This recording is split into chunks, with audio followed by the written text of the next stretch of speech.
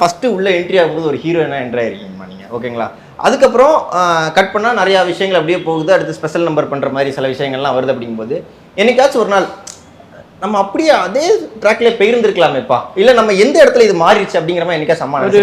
ஒரு 37 படம் பண்ண ஹீரோயினா, தமிழ், தெலுங்கு, மலையாளம், கன்னடத்தில் ஒரு படம், இப்படி 37 படம் பண்ணி பெருசாக எனக்கு ஹிட் எதுவுமே விழலை.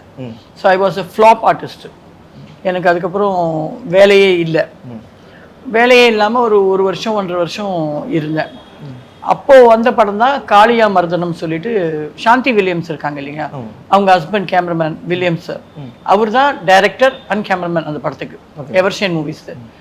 அதில் 2 ஹீரோயின் தான். அது நான் இந்த ஐட்டம் சாங் மாதிரி என்றாவில் அந்த கேரக்டர் வந்து தன் ஃபேமிலியை காப்பாற்றுறதுக்காக ஹோட்டலில் டான்ஸ் ஆடும் அந்த கேரக்டர். அது ரொம்ப மெயின் கேரக்டர் படத்துலேயே. 2 ஹீரோயினில் ஒரு ஹீரோயின். அதுக்காக தான் ஒத்துக்கிட்டோம் அதை நாங்கள். ஸோ அந்த சாங் பார்த்தீங்கன்னா மிகப்பெரிய ஹிட் ஆகிடுச்சு. அந்த படமும் மிகப்பெரிய ஹிட் ஆகிடுச்சு. ஸோ அதுக்கப்புறம் அதில் ஒர்க் பண்ண ரகு மாஸ்டர் தான் என்னை வந்து தமிழில் இன்ட்ரடியூஸ் பண்ணுறதுக்கு ரொம்ப பேசினார். நானும் அம்மாவும் முடியவே முடியாது அப்படி சொன்னோம்.